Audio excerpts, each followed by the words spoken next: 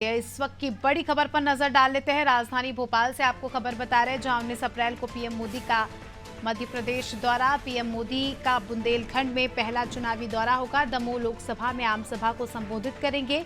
इमलाई में पीएम मोदी की जनसभा होगी। बीजेपी प्रत्याशी के समर्थन में जनसभा करेंगे। राहुल लोधी के समर्थन में प्रधानमंत्री प्रचार प्रसार करते नजर आएंगे।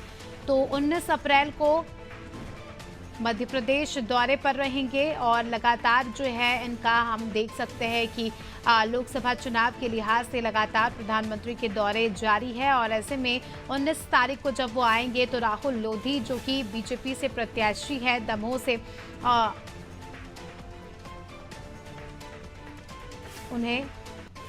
उनके लिए प्रचार प्रसार करेंगे। और इमलाई में पीएम मोदी की जनसभा होगी और इसके अलावा बुंदेलखंड में भी जो है चुनावी प्रचार करते नजर आने वाले हैं प्रधानमंत्री नरेंद्र मोदी। तो भव्य कार्यक्रम का आयोजन होना है। दूसरे चरण के चुनाव से पहले प्रधानमंत्री का एक काफी ज्यादा महत्वपूर्ण दौरा है।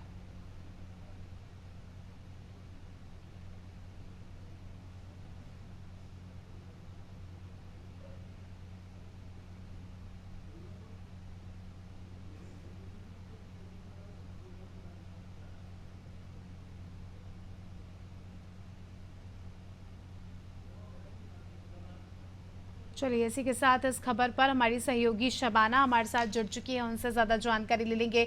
शबाना, जिस प्रकार से हम देख रहे हैं कि 19 तारीख को सबसे पहले तो प्रथम चरण का चुनाव है, उसके पहले भी हमने देखा कि प्रधानमंत्रियों ने अलग अलग सीटों के दौरे किए जिस पर चुनाव होना है। अब जो है दूसरे चरण के चुनाव से पहले 19 तारीख को प्रधानमंत्री का बहुत ही महत्वपूर्ण मध्य प्रदेश दौरा है, क्या कुछ जानकारी?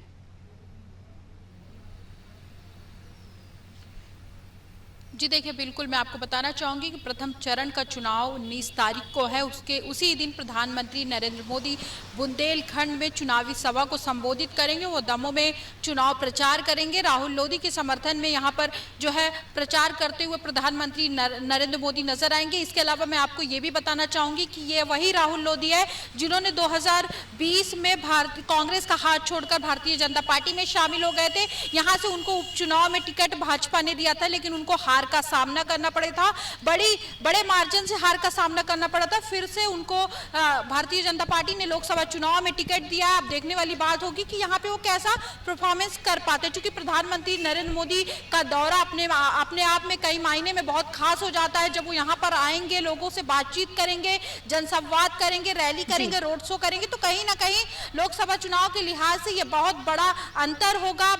बड़ी सभा यहाँ पर देखने को मिलेगी और बड़ा प्रभाव यहाँ पर देखने को मिलेगा। लगातार जो है प्रधानमंत्री मध्य प्रदेश का दौरा कर रहे हैं। इसी कड़ी में कल वो फिर से मध्य प्रदेश आएंगे और एक बड़ी चुनावी सभा को संबोधित करेंगे। बुंदेलखंड में उनका पहला दौरा है बताया जा रहा है। लेकिन जिस हिसाब से प्रधानमंत्री मध्य प्रदेश में आ रहे हैं और भारतीय जनता पार्टी लगातार ये बोलती हुई नजर आती है कि मध्य प्रदेश के मन में मोदी और मोदी के मन में मध्य प्रदेश है, उसी बात को यहाँ पर प्रधानमंत्री दिखाते हुए नजर आ रहे हैं। और राहुल लोधी की सभा में वो प्रचार प्रसार करेंगे, चुनावी हुंकार भरेंगे। इसके अलावा विपक्ष ने जो वहां पर काम नहीं किया, कई तरीके का आरोप भी लगाने का यहाँ पर काम किया जाएगा। लेकिन प्रधानमंत्री का दौरा अपने आप में कई मायने में इसलिए भी खास हो जाता है क्योंकि जैसे जैसे चरण बदलते जाएंगे वैसे वैसे चुनावी मुद्दे भी बदलते जाएंगे। और दमोह की अगर मैं बात करूं तो 2020 में इसी विधानसभा सीट से उनको हार का सामना करना पड़ा था। ऐसे में पार्टी ने उन पर दोबारा भरोसा जताया। अगर वो जीत कर सामने आते हैं तो पार्टी ने जो उनको काम दिया उस पर वो खरे उतरेंगे। लेकिन कहीं अगर उनको हार का सामना करना पड़ा तो फिर से उसी उदाहरण को दोहराते हुए नजर आएंगे। क्योंकि प्रधानमंत्री आ रहे हैं तो चुनावी जो मुद्दे रहेंगे वो बदलते हुए नजर आएंगे। इसके अलावा भारतीय जनता पार्टी मध्य प्रदेश में 29 सीटें जीतने का दावा कर रही है। ऐसे में जो पिछली लोकसभा चुनाव थी उसमें भाजपा ने 28 सीटें जीती थी। अब देखने वाली बात होगी कि आने वाली लोकसभा चुनाव और चरण दर चरण जो मुद्दे रहे उनको कितना प्रभाव यहाँ पर भाजपा और प्रधानमंत्री नरेंद्र मोदी डाल सकते हैं। इसके लिए इंतजार करना पड़ेगा 4 जून का। और 4 जून वो दिन है जब ये पता चलेगा कि आखिरकार प्रधानमंत्री ने जिस जिस क्षेत्र का दौरा किया वहां पर क्या चुनावी मुद्दे रहे और कितना इफेक्ट यहां पर प्रधानमंत्री नरेंद्र मोदी डाल पाए, क्योंकि चूंकि ये लोकसभा चुनाव जो है आप पिछले 10 सालों से देखेंगी वो प्रधानमंत्री नरेंद्र मोदी के चेहरे पे लड़ा जा रहा है। जनता का साफ तौर पर कई बार ये भी कहना होता है कि हमने प्रधानमंत्री को वोट दिया है, खासकर वो प्रत्याशी को भी पहचानने से इनकार कर देते हैं, लेकिन प्रधानमंत्री नरेंद्र मोदी के चेहरे पर वोट देने के लिए लगभग जितने भी जनता है आधे से अधिक जनता प्रधानमंत्री के चेहरे पर इस बार जो है वोटिंग करने के लिए तैयार। तो कहीं ना कहीं देखना होगा कि क्या खास मुद्दे रहे, क्या चुनावी मुद्दे रहे और कितना इफेक्ट दोनों ही पार्टियां यहां पर डाल पाई। लेकिन आप देखेंगे प्रधानमंत्री लगातार मध्य प्रदेश का दौरा कर रहे हैं और एक हफ्ते में वो 3 बार मध्य प्रदेश आ चुके हैं और ये उनका चौथा ऐसा दौरा होगा जहां वो चुनावी हुंकार भरते हुए नजर आएंगे। बिल्कुल शबाना, तो बीजेपी जो है प्रधानमंत्री के चेहरे पर दाव खेल रही है। अगर हम दमोह की बात करें शबाना, अगर हम इसके इतिहास की बात करें तो एक समय पर कांग्रेस का गढ़ माना जाता था दमोह, लेकिन उसके बाद से जो है कई सारी चीज़ों में परिवर्तन हुआ और उसके बाद बीजेपी ने यहाँ एक के बाद एक 8 बार जीत हासिल की, 8 लोकसभा सीटों में एक सतत जीत हासिल की। इस बार क्या लगता है, क्या इस बार भी इस तरह क्या जो है रिकॉर्ड बीजेपी बरकरार यहाँ पर रख पाएगी?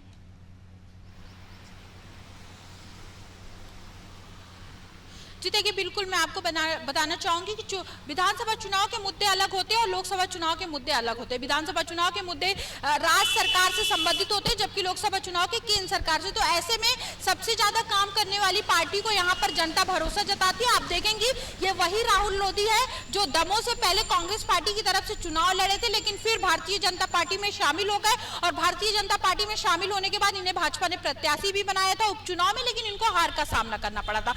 अब देखने वाली बात यह होगी कि लोकसभा चुनाव में ज्यादा विधानसभा क्षेत्र आते हैं, लगभग 5 से 6 विधानसभा क्षेत्र एक लोकसभा को कवर करते हैं। तो ऐसे में देखने वाली बात यह होगी कि कितना जनता उनको पसंद करती है, क्योंकि उन्होंने दल बदला है और ऐसे में वहां की राजनीति जो है कई लोकसभा चुनाव में भारतीय जनता पार्टी जीती है, तो इसका कहीं ना कहीं प्रभाव देखने को मिलेगा। हालांकि विधानसभा चुनाव में ऐसा नहीं है, लेकिन लोकसभा चुनाव में भारतीय जनता पार्टी 28 सीटें मध्य प्रदेश में जीती है। तो कहीं ना कहीं इस बार मिशन 29 जो है उसको फतेह करने के लिए भारतीय जनता पार्टी पूरी कोर कसर नहीं छोड़ना चाह रही है। यहाँ पे शायद यही वजह है कि प्रधानमंत्री back to back Madhya Pradesh के दौरे में आ रहे हैं और उन मुद्दों को गिना रहे हैं जो कांग्रेस पार्टी के समय नहीं हुआ था, लेकिन लंबे संघर्ष के बाद भाजपा ने वो करके दिखाया है। चाहे आप दिग्विजय सिंह के समय का कार्यकाल देख लीजिए या फिर शिवराज सिंह पूर्व मुख्यमंत्री के समय का कार्यकाल देख लीजिए, दोनों के समय में जो विकास के काम हुए उसको यहाँ पे गिनाने का काम करेंगे और डबल इंजन की सरकार ने जो काम किया उसको गिनाने का यहाँ पे काम प्रधानमंत्री नरेंद्र मोदी करते हुए नजर आएंगे। इसके अलावा आप देखेंगे पूर्व में राहुल लोधी भी कांग्रेस पार्टी में थे, तो कांग्रेस पार्टी के अंदर जो गुटबाजी नजर आती थी उसको यहाँ पर राहुल लोधी दिखाने की कोशिश करेंगे और उसके जरिए जनता को लुभाने की कोशिश करेंगे। तो ये देखने वाला नजारा होगा कि पहले कांग्रेस में, अब बीजेपी में, फिर प्रधानमंत्री का दौरा कई मायने में अपने आप में खास इसलिए भी हो जाएगा क्योंकि 29 सीटें जीतना है तो इतनी आसानी से जीतने वाली नहीं है। मध्य प्रदेश की जनता यहाँ पर चुनाव अलग तरीके से होता है और देखने वाली बात होगी 4 जून को क्या परिणाम आते हैं। बिल्कुल शबाना, अगर हम बात करें पिछले चुनाव में प्रहलाद सिंह पटेल को यहाँ पर पार्टी ने टिकट दिया था, जो कि अच्छे खासे बहुमत से जीते भी थे, लेकिन इस बार जो है उनका टिकट काटकर यहाँ पर राहुल सिंह लोधी को दे दिया गया है। क्या लगता है जनता राहुल लोधी पर विश्वास कर पाएगी, क्योंकि कांग्रेस को छोड़कर बीजेपी में शामिल हुए हैं और जो है क्योंकि अगर हम पिछले प्रत्याशी की बात करें तो कहीं ना कहीं उनके सामने कमज़ोर साबित नज़र आ रहा है। तो क्या लगता है जनता उन्हें वो प्यार दे पाएगी जो उन्होंने प्रहलाद पटेल को दिया था?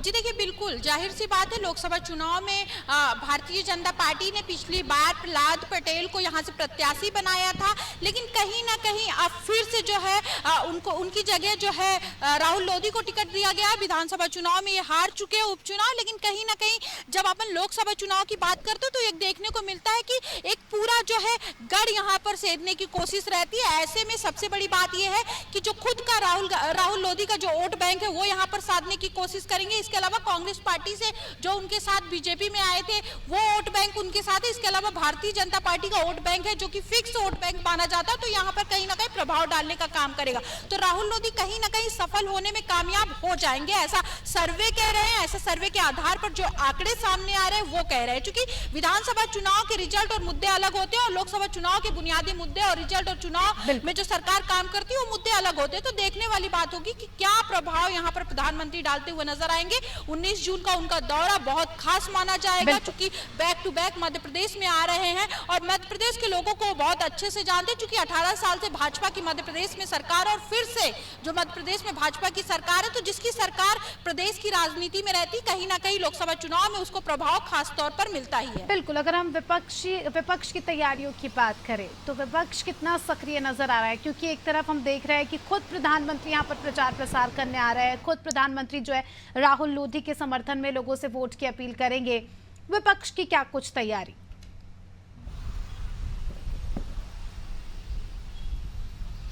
जी देखिए, अगर विपक्ष की तैयारियों की बात करूं तो बताया जा रहा है कि राहुल गांधी का भी हाल फिलहाल दौरा होने वाला मध्य प्रदेश, वो सतना में आ सकते हैं। 21 तारीख को उनका दौरा जो है अभी नियमित नहीं हुआ, लेकिन ये बताया जा रहा है कि राहुल गांधी जो है 21 तारीख को सतना आ सकते हैं और सतना दमोह लगभग पास का एरिया है, सटा हुआ है, तो कहीं ना कहीं प्रभाव डालने का काम करेंगे। चूंकि अभी वो कुछ दिन पहले शहडोल आए हुए थे, शहडोल में उन्होंने चुनाव प्रचार किया, रात भी रुके और जो महिलाएं उनसे बातचीत भी की, तो कहीं ना कहीं क्या प्रभाव डाल पाएंगे सतना में। चूंकि सतना और सतना रीवा एक ऐसा गढ़ है जहां भारतीय जनता पार्टी हमेशा से जीतते हुए आई है, लेकिन अब देखने वाली बात होगी कि सतना में राहुल गांधी का दौरा और एक दिन पहले जो है प्रधानमंत्री का दौरा कितना इफेक्टिव साबित होगा, ये परिणाम ही बता पाएंगे। बिल्कुल शबाना, आखिरी में मैं आपसे जानना चाहूंगी, खुद प्रधानमंत्री आ रहे हैं, ऐसे में व्यवस्थाओं के क्या कुछ इंतजाम किए जा रहे हैं, खासकर अगर हम सुरक्षा व्यवस्था की बात करें तो उसको लेकर क्या कुछ अपडेट?